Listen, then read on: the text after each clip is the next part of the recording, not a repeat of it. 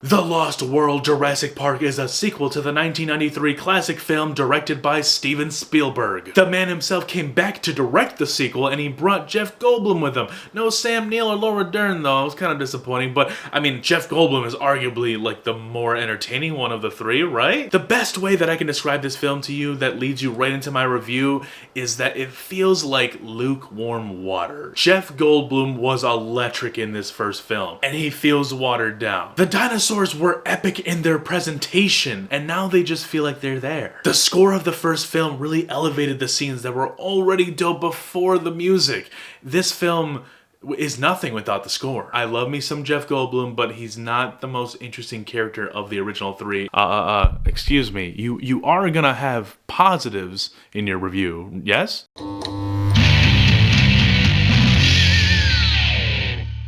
What's up everybody, welcome back to the Hess Project. I'm John Rodelaza, and today we're continuing on the Jurassic Park World Marathon, all in the lead up to Jurassic World Dominion that drops in theaters in June. So I'm hyped for it. That trailer looked dope. If you haven't checked out my trailer reaction, you should go do that because it's a fun trailer, and I definitely popped seeing the original three. But we're pit stopping here at The Lost World Jurassic Park, not called Jurassic Park 2. Interesting. I kind of like how they like changed it up a little bit. I don't know. I like when they do cool stuff like that. The Lost World's a dope title, so let's get into it. As I mentioned in the intro, Steven Spielberg is back to direct the sequel of his iconic film from 1993. And dude, that film, there's almost nothing wrong with that film, dude. For the time, that film was revolutionary, I'm sure. But even today, dude, in 2022, when I revisited the film, it still kind of blows me away, man. Like, the practical effects and the amount of CGI that they were able to use in the 90s still holds up, in my opinion. It's really good stuff. Don't get me wrong, the sequel doesn't drop in quality when it comes to the CGI or the special practical effects and whatnot. Not at all, dude. This film, in those aspects, the technical aspects, it's on par with the first film. It's everything else that I can't get on board with. Jeff Goldblum, again, beloved dude. I love the dude. He just makes me laugh, makes me smile, dude. He is such a welcoming presence in real life when you see him anything, absolutely anything. I even watched his According to Jeff Goldblum, or The World According to Jeff Goldblum on Disney Plus, just because he's entertaining, dude, and I love to see him interact with other human beings. Like, because he feels almost like beyond human, almost. He's a Jeff Goldblum, and there's only one. What they did with the character of Ian Malcolm in The Lost World was just disinteresting to me. Like, I was not invested in anything he had to do. This kind of just reminds me of when they take a supporting character or supporting actor from a movie that is really good and they're really good in it, or their character is really good, and they give them their own spin-off. Now, that could either mean that the character doesn't do good by themselves, or the actor is just, not really fit for that leading role. I'm not saying Jeff Goldblum isn't fit for the leading role, because I haven't seen a lot of Jeff Goldblum films, to be quite honest.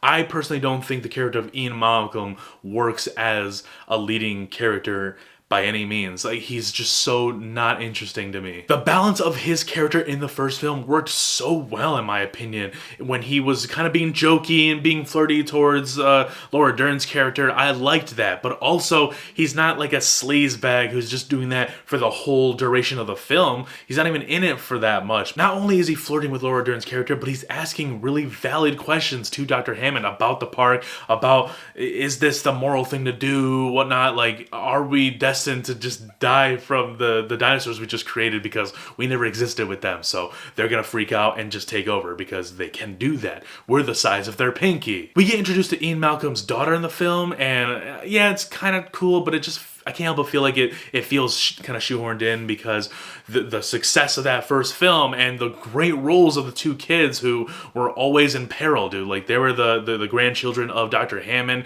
They were tagging along with Sam Neill and Laura Dern, and they were getting in it. They were in the dude. Like, especially, I brought up the kitchen scene from the first film. You feel that tension, dude. Watching it, I still feel like a kid watching these types of movies. So when they put a kid in the situation and it's done right, it doesn't feel like, oh, why is this kid being like dumb? Like, I'll get to Jurassic World. I do remember the two kids in there feeling that type of way too. Like, they kind of just like, what are you doing here? what are you doing here? But the inclusion of the kids in the first film kind of goes hand in hand with the failures of Dr. Hammond, how he was pretty much short-sighted throughout the whole film. Like, he should have known from the beginning that this was gonna be a very questionable idea. Like, how do you not propose these questions? How do you not get to these logical conclusions yourself, dude? Like, giant dinosaurs are now on their own island in the world in which we live in that are bigger than us, stronger than us, and can just stomp us. Then you decide to bring your kids for the weekend. Like, that's what I'm talking about. Like, I think that's fine. It wraps it up into the errors of Dr. Hammond, because that was the whole point of the film, you know? He's getting everybody all hyped up about this park. It's gonna be revolutionary, but it's an issue. It's dangerous. That is John Hammond's character, and the kids were really great in the role. The daughter in this film, it just feels like, hey, Dad, I'm gonna hang out with you for the weekend. Whoa, there's a dinosaur. Like, that's what it feels like to me. And I mentioned Vince Vaughn is in the film. He looks very young. I think this is the earliest I've ever seen Vince Vaughn, and yeah, he's not really, you know, a notable character. Really, everybody else in this film besides Jeff Goldblum is just kind of flat to me. No offense to any of the actors, I'm sure they're great. Vince Vaughn, of course, I love Vince Vaughn in his later stuff, but he's not given much in this film. There's a really cool sequence with the lady of the group, Vince Vaughn's character, and Jeff Goldblum inside like a trailer, and like they're being pushed off a cliff, of course, by the T-Rex, and they're holding on to a giant rope, and then they fall right through the glass, like the window of the trailer as it's going straight down the cliff. It looks really cool. It was very seamless. It looked fantastic. Other than that, there's no other scenes that really blow me away in this film. I really want to know what you guys think about The Lost World. I don't have much to say about it. I was kind of tuning in and out of the film. It's not that interesting. It's not as interesting as the first one. You do get a little tidbit of Dr. Hammond in the beginning of the movie. He's the one that sends Ian Malcolm on his mission for the whole duration of the film. And then at the end, spoiler if you guys haven't seen it, it's only been out for almost 30 freaking years, over 30 years actually. The dinosaurs get let loose in New York City. At least two of them, I think. Like the T-Rex for sure just starts wreaking havoc on the highways, like in the middle of like this nowhere street with trees everywhere, just nudging the cars all over the place. I think there was two T-Rexes, if I'm not mistaken. I don't remember, guys. It's a forgettable movie in my opinion. The last 10 or so minutes were pretty interesting, but if I gotta be honest, that scene that I described about the trailer and the cliff, that's the scene for the movie for me.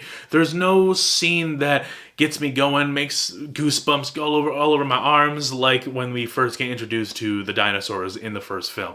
Nothing stands toe-to-toe with any of those scenes that have meaning to them, have depth, and, you know, stand the test of time. I saw that film for the first time like 10 plus years ago, and rewatching it about a couple weeks ago, I felt the goosebumps. I felt the excitement all over again. I felt the fear with the kids in the kitchen. I know like half this review is me talking about the original. It's just because I don't see much fun out of The Lost World, you know? Like, it's an okay film. It's not terrible, but I'm surprised, man. Like, Steven Spielberg, he directed both, and one feels incredibly lackluster compared to the other. So guys, those are my thoughts on The Lost World Jurassic Park. It's okay.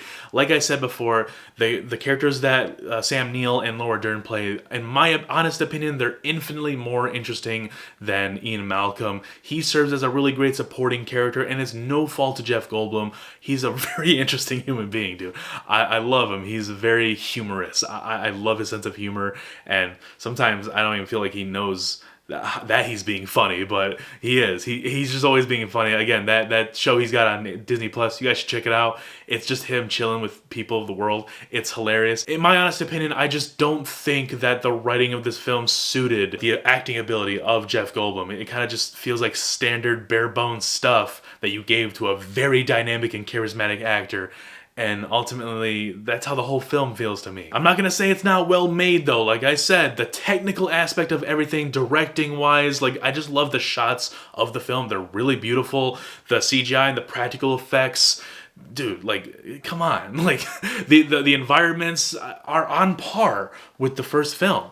It's just that first film has a magic to it, you know? I can watch that film over and over again and just have a smile on my face from start to finish, and I just don't have that same connection to The Lost World. So guys, that's my review of The Lost World Jurassic Park. I should have just called it Jurassic Park 2. It's just too many words. Anyways, guys, it's still a dope title though. The Lost World, that's dope. Anyways, guys, leave a like and subscribe to the channel if you're new. Be sure to stick around because soon I will be posting my spoiler talk for The Batman. If you haven't seen the film yet, don't worry, I have a non-spoiler review on the channel right now, so you can go check that out. But if you have seen it, or you just don't care about spoilers, you want to hear my nitty-gritty thoughts about the nitty-gritty spoilers, be on the lookout for that video because it's right around the corner. As always, guys, there is more to come.